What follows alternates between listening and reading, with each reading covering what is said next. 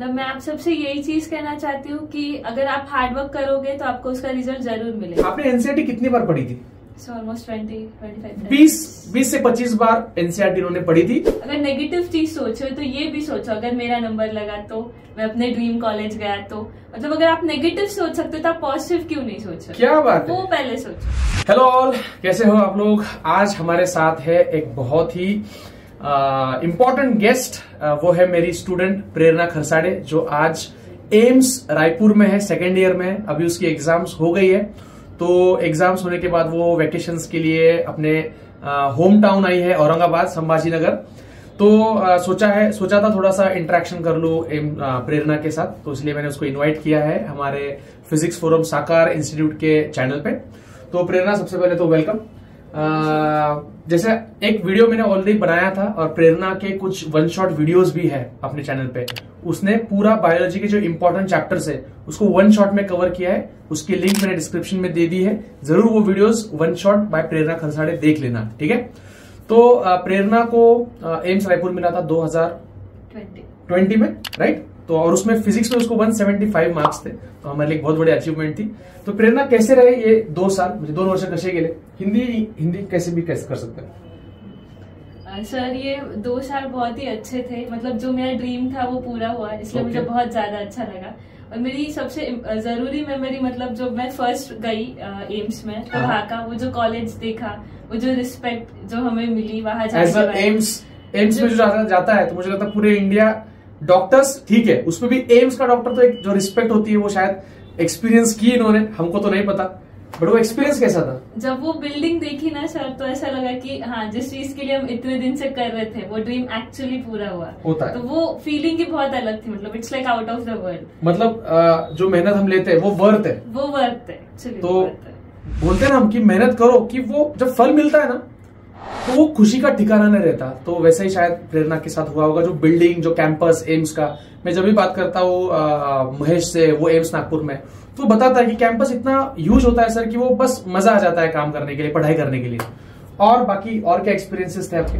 जब मैं first time DH में गई, यानी कि डिसेक्शन हॉल में, वहां पे वो डेड बॉडी रखी थी, वो एक्सपीरियंस, मतलब उसे देख के पहले तो मैंने अपनी आंखें तक ऊपर नहीं की, मुझे इतना डर लग रहा था कि मैं उसको देखूं कैसे। और आज अभी मतलब पहले तो उसका स्मेल इतना बुरा लगता था, पर जब उसे फर्स्ट टाइम काटा तो ऐसा लगा कि हाँ, अब हो गए, हम बन गए डॉक्टर। और आज तो वो डेली रूटीन हो गया होगा। अभी तो वो डेली रूटीन है, जब भी हॉस्पिटल में जाता है वो व्हाइट एप्रन पहन के, व्हाइट एप्रन, तो उसका एक फील ही अलग रहता है। वो स्टेटो यहाँ लगाना, भले उसका भी कुछ यूज ना हो, इतना हम करते नहीं हो, तो उसे देखकर ही बहुत अच्छा लगता है। तो जो नीट देना चाहते हैं, जो डॉक्टर बनना चाहते हैं, यार मैं चाहता हूँ एक बार ना आप किसी जीएमसी कॉलेज या किसी एम्स में एक बार नीट से पहले एक बार जाके आओ, वो फीलिंग लेके आओ, शायद और मोटिवेशन मिले आपको। वो ज्यादा इंपॉर्टेंट है, राइट? तो अभी जैसे आपको पता है कि अभी 7 मई को नीट 2023 होने वाली है। तो जो बच्चे अभी 12वीं में है, और सबसे पहले मैं आपको बताना चाहूंगा, ये रेगुलर स्टूडेंट थी। फर्स्ट अटेम्प्ट में इसने एम्स रायपुर क्रैक किया, उसको 660 मार्क्स थे, राइट? 660 मार्क्स थे और उसने फर्स्ट अटेम्प्ट में क्रैक किया था। तो जो बच्चा अभी 12वीं में, उनके लिए क्या टिप्स रहेगी, या फिर आपने कैसे पढ़ाई की लास्ट 45 डेज में, वो जरा सबके साथ शेयर करना। पहले बात तो बायोलॉजी के लिए सिर्फ अभी इस मोमेंट पे आप बस एनसीईआरटी पढ़ो, जो आपने चीजें हाईलाइट की उसे अच्छे से पढ़ो, फिर प्रीवियस ईयर क्वेश्चंस, सारे समरीज और टेबल्स, इतना किया तो बायोलॉजी। फिर से एक बार रिवाइज करते हैं। हाँ। एनसीईआरटी, सारे समरीज जो आपने बनाई है, टेबल्स पढ़ो और डायग्राम्स पढ़ो और प्रीवियस ईयर क्वेश्चंस, पीवाईक्यू करो और डायग्राम्स अच्छे से देखो, है ना? तो अगर कम टाइम है तो ये सारी चीजें कर सकते हो, और टाइम है तो एक बार एनसीईआरटी फिर से पढ़ सकते हो। आपने एनसीईआरटी कितनी बार पढ़ी थी? ऑलमोस्ट 20-25 20 से 25 बार एनसीईआरटी उन्होंने पढ़ी थी। तो आपने कितनी बार पढ़ी, जरा कमेंट सेक्शन में जरूर लेके बताना कि आपने अब तक कितने बार एनसीईआरटी बायोलॉजी की पढ़ी है। ओके, उसके बाद आते हैं केमिस्ट्री पे। केमिस्ट्री कैसे करने का? केमिस्ट्री, फिजिकल केमिस्ट्री, उसके लिए आपने मतलब सारे फॉर्मूला शीट्स अगर बनाए हो तो वो वेल एंड गुड है। तो बस वो फॉर्मूला शीट्स रिवाइज करो, प्रीवियस ईयर क्वेश्चंस करो, और जो क्वेश्चंस आपने 2 साल सॉल्व किए, जो आपको आए नहीं, उसे आपने सर्कल किए होगे, बस उतना क्वेश्चन करो। तो फिजिकल के लिए, फिजिकल, बाकी ऑर्गेनिक के लिए, इनऑर्गेनिक और ऑर्गेनिक। इनऑर्गेनिक के लिए आप सिर्फ एनसीईआरटी पढ़ो, एनसीईआरटी पढ़ के गए तो बस हो जाएगा, सिमिलर टू बायो है वो।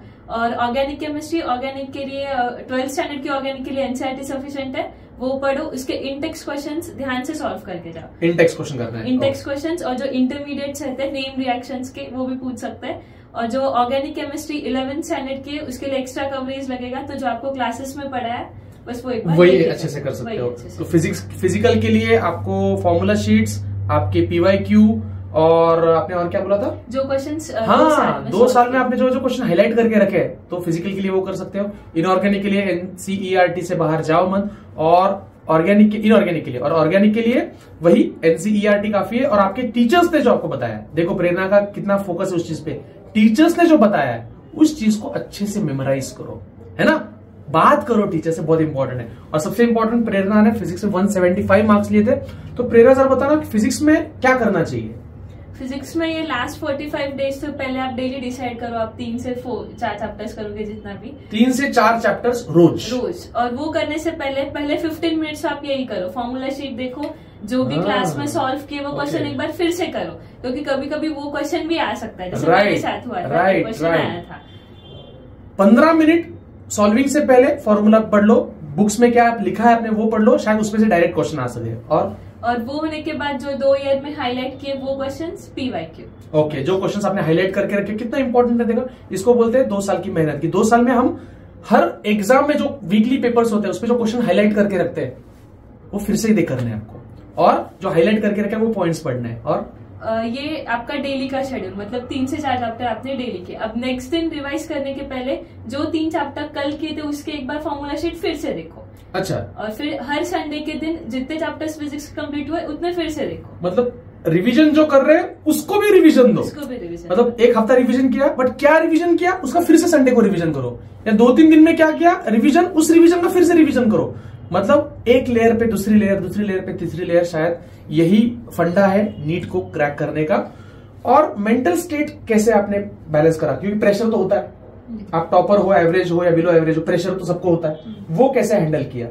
देखो, आप सबको प्रेशर इस चीज का आएगा कि अगर मेरा नहीं हुआ तो मेरी फैमिली क्या बोलेगी, मेरे टीचर्स का इतना एक्सपेक्टेशन है उस चीज का। अगर नेगेटिव चीज सोचो तो ये भी सोचो, अगर मेरा नंबर लगा तो, मैं अपने ड्रीम कॉलेज गया तो, मतलब अगर आप नेगेटिव सोच सकते हो तो आप पॉजिटिव क्यों नहीं सोच सकते। क्या बात है, वो पहले सोचो। क्या और बात है? आपके पास एक ही ऑप्शन है, आपको करना ही है, तो आप ये मत सोचो ना कि उसका आउटकम क्या होगा। अगर आपने आपका बेस्ट दिया है तो आपको रिजल्ट तो मिलेगा ही, तो बेटर है नेगेटिव से पॉजिटिव सोचो, इसमें टाइम भी वेस्ट नहीं होगा और उसके बाद आपकी एफिकेसी भी बढ़ेगी। अगर नेगेटिव सोचोगे तो आपका पहला ही टाइम चले जाएगा और फिर आप डिस्ट्रैक्ट हो जाओगे, तो जो आगे के क्वेश्चंस करेंगे उसमें भी उतना फोकसली नहीं कर सकते। क्या बात है, मतलब आपके माइंड में आप नेगेटिव थॉट्स लाते हो, उससे आप नेगेटिव बन जाते हो। तो प्रेरणा ने दूसरा एंगल दिया, तो पॉजिटिव थॉट्स लाओगे तो क्या होगा, ऑब्वियसली पॉजिटिव होगे ना। तो आप क्या करते हो जब आप नेगेटिव होते हो, जरा कमेंट सेक्शन में जरूर लिख के बताना कि आप क्या करते हो वो नेगेटिविटी हटाने के लिए, कि शायद किसी और को फायदा हो जाए। मैं जेम्स एलन की एक बुक पढ़ रहा था, एज वी थिंक नाम की बुक है उनकी। तो उस बुक में उन्होंने बोला था अपना माइंड जो है ना वो एक गार्डन जैसा है। अगर गार्डनिंग हम प्रॉपरली नहीं करेंगे, फूल फल के झाड़ हम नहीं लगाएंगे तो क्या होगा, तो वीड्स के जो झाड़ होते हैं, जो बेकार झाड़ होते हैं, कुछ काम के नहीं है, कांग्रेस के झाड़ होते हैं, वो उग जाएंगे। तो अपना ब्रेन वैसा है, ऐसा नहीं कि तुम कुछ नहीं करोगे तो कुछ नहीं आएगा उसमें, वो निगेटिव आएगा, क्योंकि हम जल्दी अट्रैक्ट हो जाते हैं निगेटिव चीजों के ऊपर, डिस्ट्रैक्शंस के ऊपर। हमारा माइंड है ही वैसा, मन चंचल है, तो उसमें अगर तुम पॉजिटिव चीजें नहीं डालोगे तो वो कहीं से निगेटिव चीजें अट्रैक्ट कर लेगा, क्योंकि उसका नेचर ही वो है, वो जल्दी डर जाता है, जल्दी बहक जाता है, जल्दी डिस्ट्रैक्ट हो जाता है। तो जैसे प्रेरणा ने बोला, अगर आप निगेटिव हो जाते हो इट्स ओके, उसको रिप्लेस करो पॉजिटिव थॉट से, शायद बेनिफिट होगा तो बेनिफिट ही होगा, नुकसान तो कुछ नहीं होगा। ओके, सो एक लास्ट मैसेज आप सब स्टूडेंट्स के लिए एज अ लाइफ लर्निंग आप क्या देना चाहोगे अब तक के आपके 20 साल के एक्सपीरियंस में। मैं आप सबसे यही चीज कहना चाहती हूँ कि अगर आप हार्डवर्क करोगे तो आपको उसका रिजल्ट जरूर मिलेगा। हाँ, इंटेलिजेंस एक बहुत इंपॉर्टेंट फैक्टर होता है, बट वो ठीक है अगर आप बहुत ज्यादा इंटेलिजेंट हो पर आपने उतना उसमें टाइम ही नहीं दिया, उतना पेशेंस से किया ही नहीं, उतना डेडिकेशन से किया ही नहीं, तो भले आप उतने होशियार हो फिर भी आप आउटकम नहीं ला सकते। एक perseverance is the key to success. तो इसीलिए जो चीज है, आप भले एवरेज हो या बिलो एवरेज हो, अगर आप कंसिस्टेंटली करोगे तो आप मे बी इंटेलिजेंट इंसान से आगे भी जा सकते तो इसीलिए जरूरी नहीं है कि आप मतलब आप खुद को कम मत समझो, आपकी जितनी पोटेंशियल है उससे ज्यादा ही ट्राई करो करने का। आप 50% स्कोर कर सकते हैं, ज्यादा मेहनत करोगे तो 60-65 तो स्कोर करोगे, और 50 से बेटर कभी भी वही है ना। सही बात है, बेटर है जितना हो सकता है उतना करो। तो ये एक्सपीरियंस वही इंसान दे सकता है जो इस जर्नी से गया है। सो आपको ये वीडियो कैसा लगा, इससे क्या सीखा आपने, जरूर हमें बताना। और अगला वीडियो में आप क्या सुनना चाहोगी, क्या टॉपिक पे आप मोटिवेशन गेन करना चाहोगे, ये जरूर कमेंट सेक्शन में बताना। फिलहाल के लिए हम स्टॉप करते हैं।